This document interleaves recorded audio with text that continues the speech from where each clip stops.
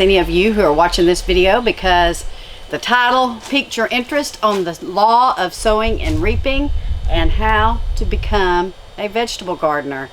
Yes, we're going to talk about that today, and this is meant to inspire those of you who have not gardened yet, and this is also meant to inspire those of you who are in the process of gardening and are struggling, because we have struggles too. But today we're going to talk about all the methods in which we grow. And after this, I'm going to show you some pictures, some close-up pictures of how everything looks here in the little high tunnel and the big high tunnel, in our garden outside, and our raised beds outside. And we're going to talk about our container gardening, because guys, I'm telling you, you don't have to have a big piece of land or a high tunnel to grow you a decent amount of food that's healthy and that your family will enjoy. And that you know what you've put into it and just the great time that you're spending outside. Now, we've been really cold and cloudy the last week. We've been getting down into the upper 40s, lower 50s. It was very cloudy, kind of misty. So today is a gorgeous day. It is the day after Resurrection Sunday. Praise the Lord that Jesus Christ was resurrected, and that gives us the hope that we too and our family members will be resurrected. Very excited about that, and can't be more hopeful that we will get to see our loved ones again someday. But anyway, let's get back to this gardening, guys. So our Father in heaven was a gardener. He planted a garden in the east, and man was meant to tend it, and they did, and we all know the rest of the story. But yeah, so getting in the dirt and working with your hands, and after all, we were made from the dust of the ground, guys. It gives you a great deal of satisfaction. It's a great antidepressant. It's a great energy booster, not to mention the food that you're going to get out of your garden. So let's walk around and let me show you what all I got going on here. So over here, you can see I have tomatoes planted in the ground, and they are doing fantastic. They have really taken off in this last week or so, but with the sunshine, I expect this time next week they're probably going to be way up to here. But you also will see throughout my garden that I have containers, and in these containers we grow carrots, we grow beans, we grow tomatoes, we grow peppers, we grow celery, we grow onions. Let's see, what else have we got? We got some celery over there. Potatoes, we grow potatoes in these containers. And we have, what do we got? Some herbs. We're growing our herbs. And in this back here, you'll see my Tower of Power, which is my herb garden. We grow our basils, we grow our oreganos, our thymes, so we can enjoy them all year round as well. So we have beans right here. I'm going to zoom in closer and show you. Let's get started. So we have fava beans right here, guys, and they are doing fantastic in this container. And then over here we have some calico beans, and we have a trellis here so that these can wind up and grow up this trellis and have plenty of room to grow. And you'll see here I just transplanted these tomatoes this morning, but these were transplanted probably about 7 or 8 days ago, and they really have taken off, guys. Over here we have our peas, and you can see these are doing fantastic. Starting to see some good growth on these. And over here we have peas as well.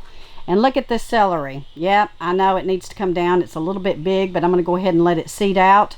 But we can use these leaves in our bone broths and our beef broths, and they are full of nutritional nutrients like your magnesium and your phosphorus, potassium. And then this is my Tower of Power. This is where I have some beautiful lavender. I have some sage here. This is where I planted some of my basils. I got some rosemary going on, some dill, some thyme, some more rosemary. We really go through this rosemary, guys, when we're cooking our pork and fish dishes. And look at this tomato. I cannot believe how well these tomatoes are doing in these tubs. And then we have onions over here. And you can see right on down the line how beautiful everything is looking. Here's a comfrey plant that needs to go in the ground, and we're hoping to put that around our pear tree. We're going to need a mighty big hole for that. So then this is my squashes and zucchinis. Man, this weather has just really made this stuff pick up, guys. I can't be more pleased. And here is some holy basil. Holy basil is one of my favorites to make tea, so I can freeze dry this. And then I can make holy basil tea, which is good for sleep. It's good for anxiety. So there's all kinds of things that your herbs can do. I really encourage you to grow some herbs this year, guys, in your garden. And look over here. This is our black Krim tomatoes.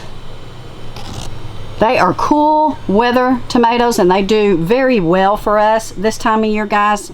This bush, this vine is loaded down, and I'm starting to see more tomatoes come in on these perones.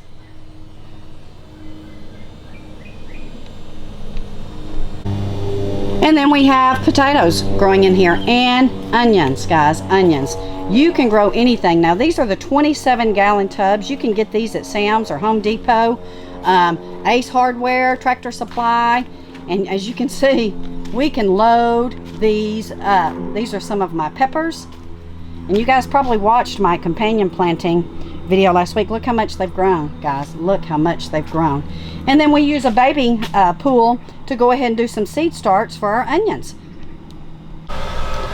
These are tomatoes, guys, in our big high tunnel. Now, you know I fought those pill bugs a couple of weeks ago, and boy, thank goodness for Sluggo Plus, because we got a handle on them. I also got in here on my hands and knees and picked them, but looky here, look how beautiful they are rebounding, and they are going to generate, the Lord willing, a great harvest. Now here's where we're companion planting our basil in between, and you can see we have them sporadically through these tomatoes here. And then this is a volunteer plant, and this is a blueberry tomato. Guys, this one comes up every year on its own, and we are so excited about it because we get beautiful little cherry type tomatoes, and they're kind of purplish on top and red on the bottom. And then these are our beets, and we have been harvesting these, and we have been canning them, and Greg is getting ready to freeze dry some. And you can see over there we have more volunteer tomato plants coming up. And we want our volunteer tomato plants because we know that they were here last year. They're going to be a little bit more hardy this year and probably produce a little bit better. And then back here, Greg came up with the idea to avoid transplant shock and also to keep those peel bugs out of our peppers.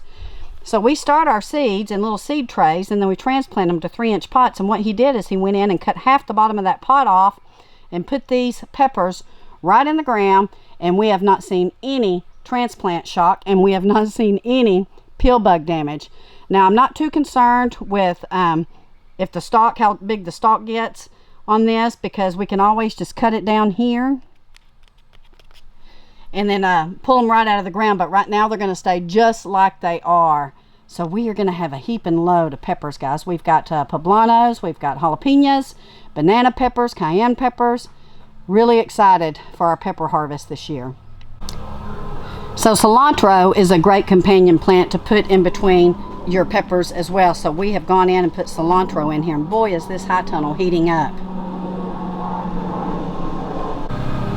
We have a beautiful Swiss chard that also was a volunteer that came up.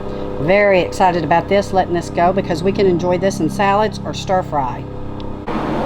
So every plant you see in here started out in one of these little seed trays, and when they got a certain size, oh, there's my squash and zucchini and cucumber, sort of like that, we transferred them to 3-inch pots over here.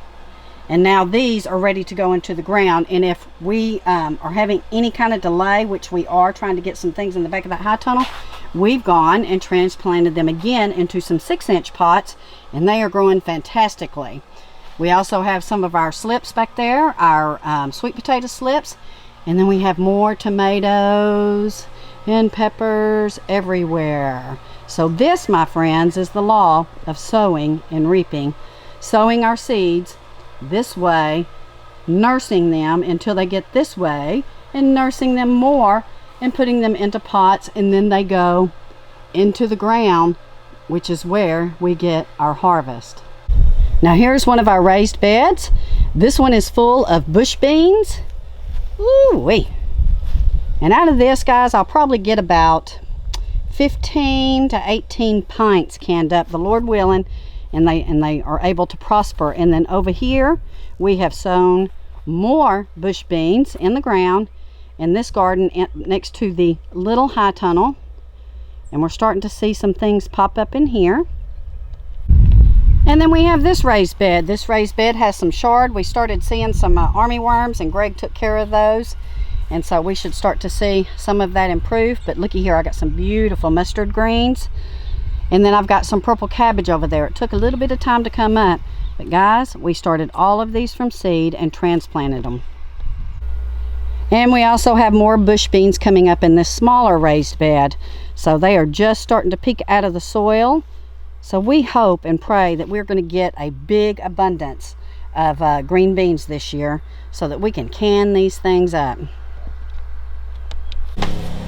So my friends, you don't have to be a master gardener to grow your own garden. There's all kinds of things that you can do to start out. Tomatoes, peppers in pots and containers in these tubs, or you can go till you up a little spot in your backyard and put some things down. But I want to encourage you to follow the law of sowing and reaping. And that goes in every aspect of your life. The law of sowing and reaping goes throughout all kinds of things. For instance, if you sow discord, you're going to get discord. If you sow joy, you're going to get joy. So God has given us this law of sowing and reaping. And thank goodness His promise still stands that if we put a seed in the ground, or if we put a seed into something, it's going to prosper. And we're very thankful for that. So I'm going to leave you with a little slideshow here of all my things growing in here, and some kind of meditation music. Hope you enjoyed that, and I hope you enjoyed the tour that I had. And if you are new to gardening, be sure and hit that subscribe button and hit that like button, and go ahead and join our community. We have a fabulous community.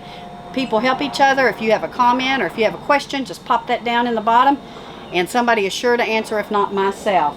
So take care. God bless. I hope you have a wonderful day today, and we will be in touch as things start to explode and grow here on the farm. We love you all. Take care.